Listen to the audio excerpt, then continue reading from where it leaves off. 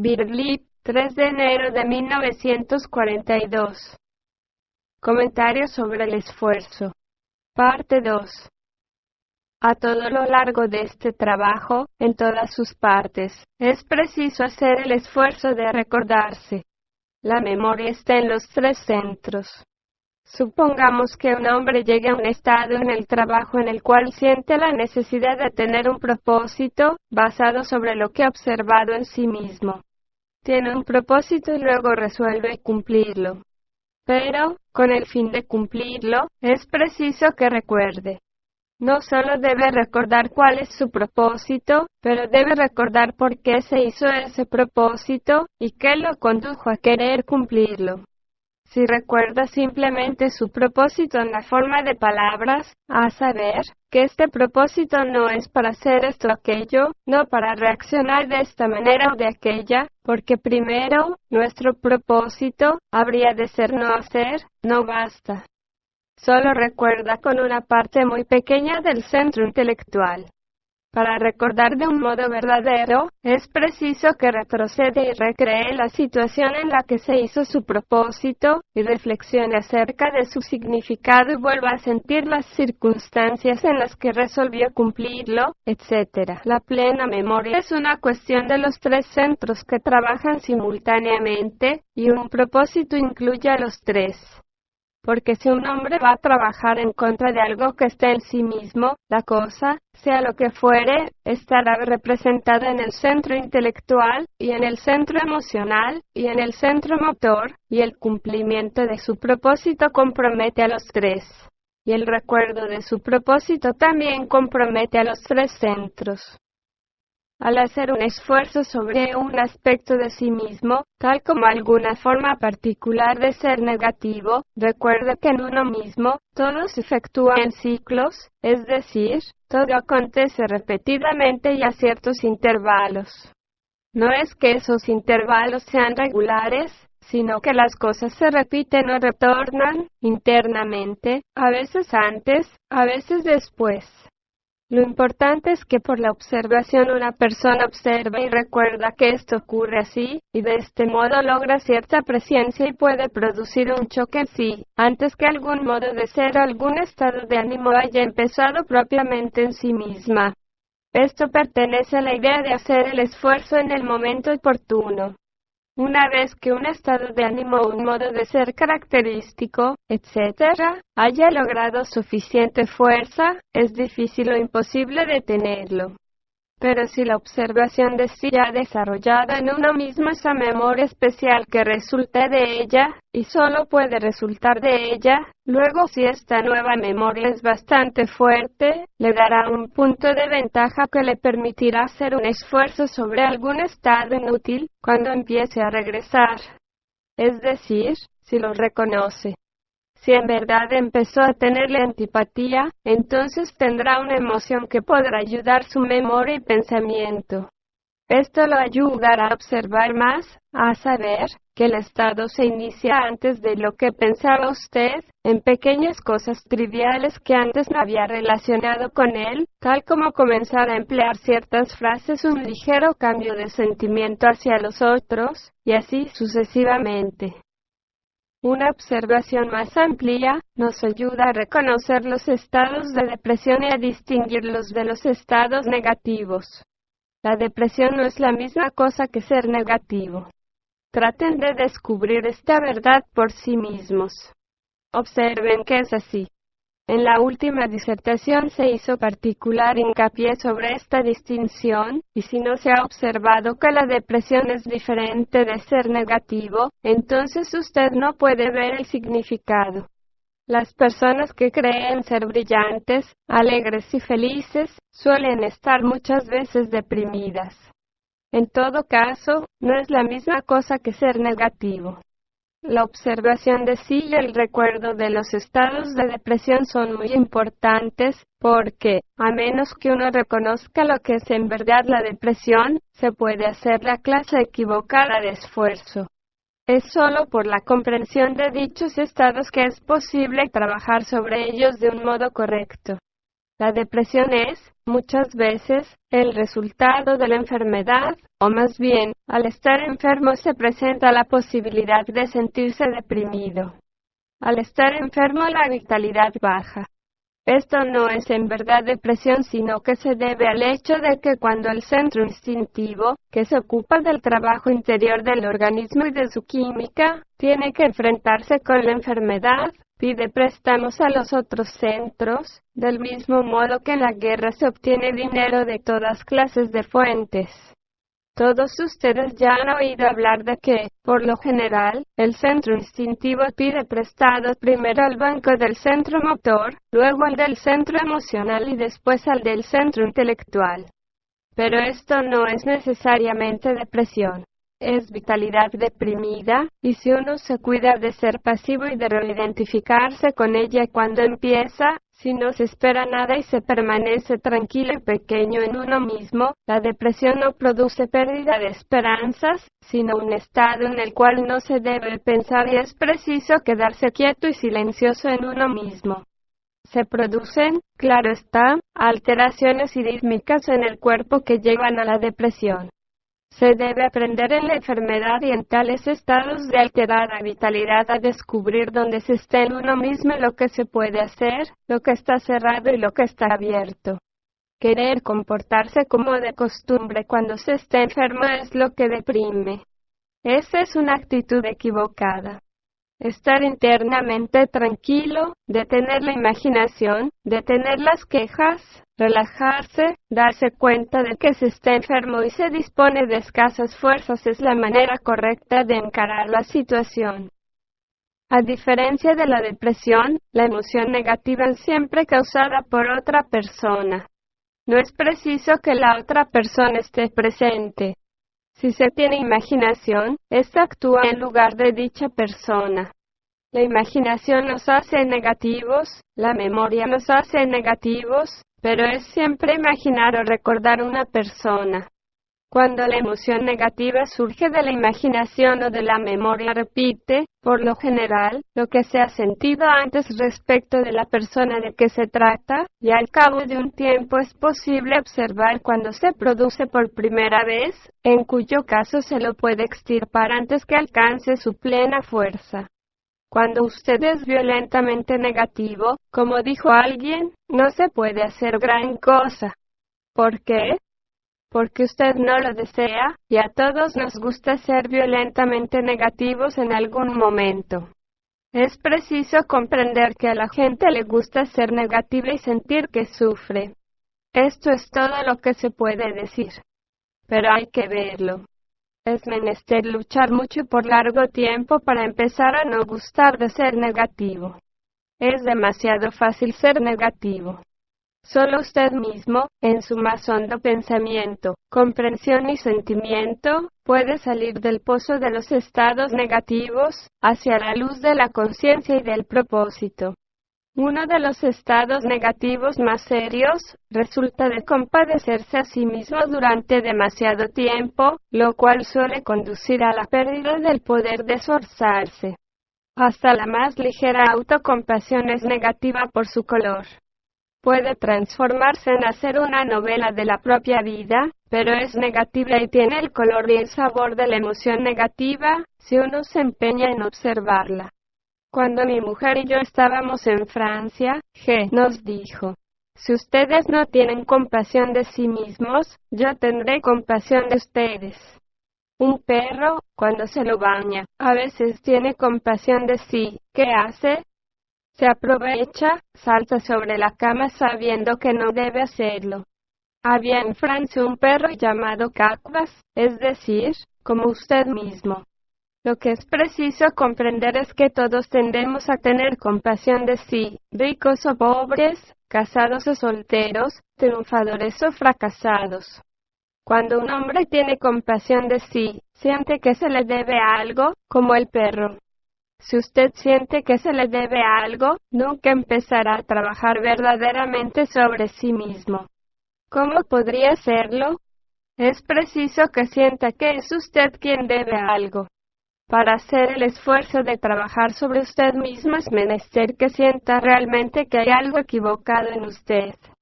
Por lo general se necesitan años y años antes que una persona llegue a estar convencida de ello. El trabajo debe atravesar capas y capas de orgullo, vanidad, ignorancia, satisfacción de sí, lenidad de sí, amor de sí, merecimiento de sí, y así sucesivamente.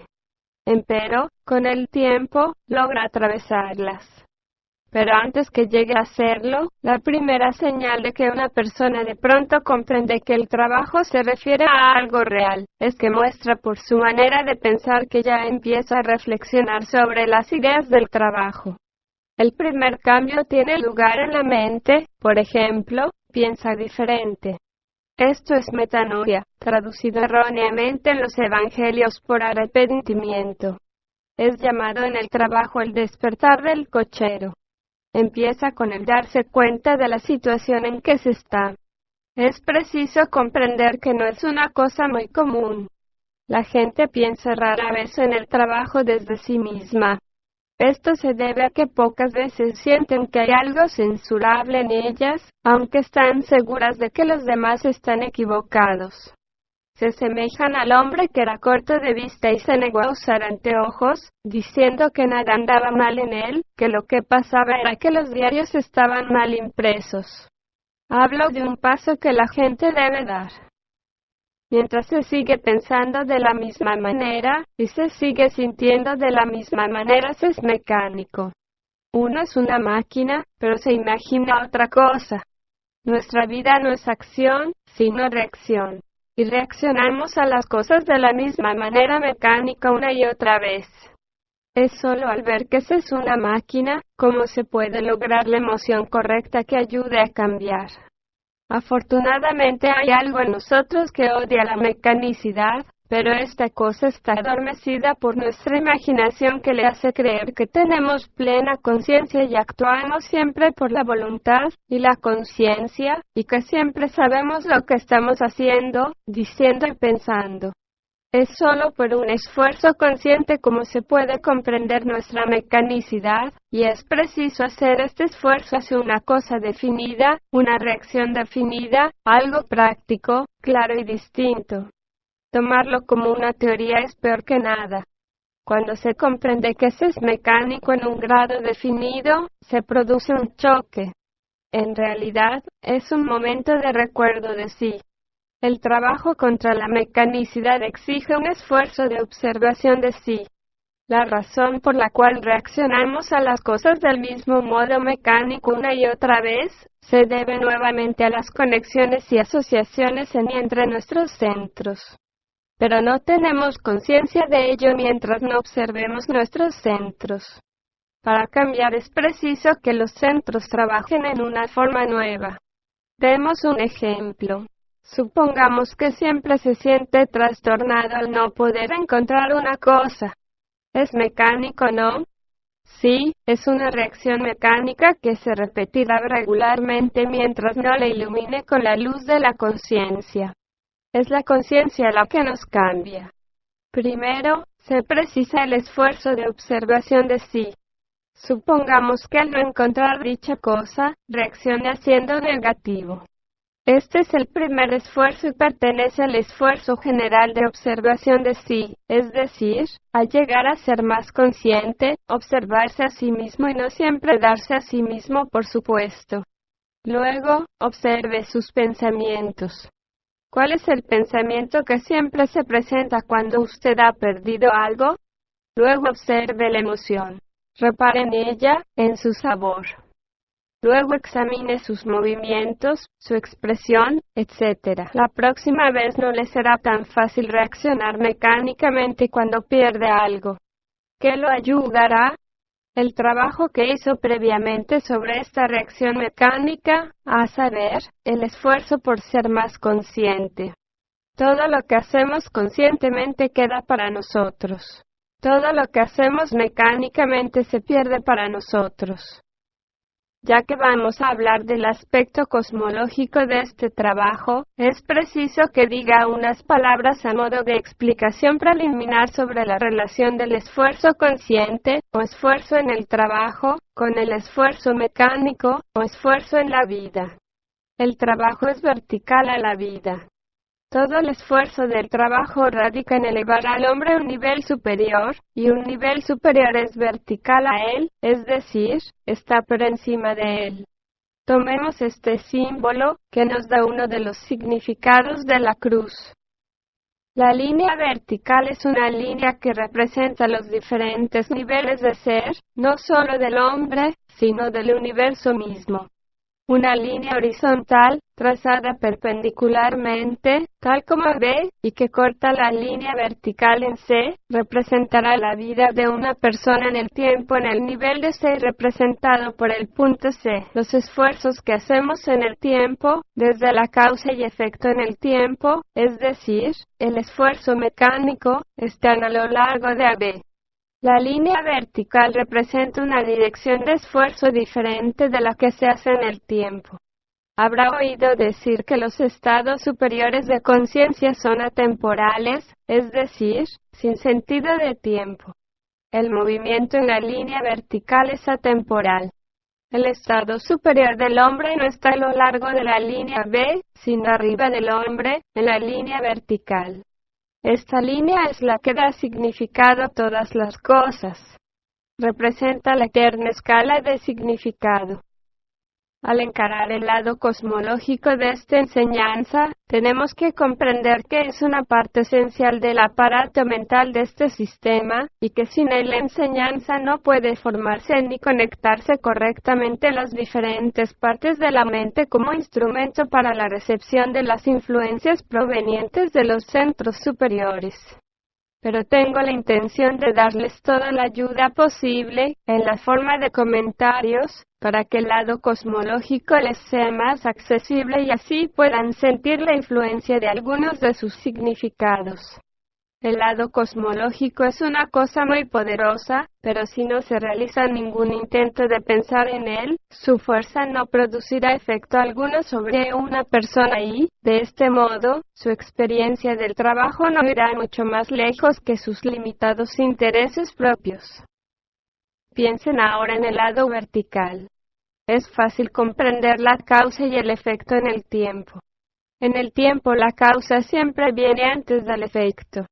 Pero la causa no está solamente en el tiempo pasado. La causa puede estar por encima y por debajo de nosotros.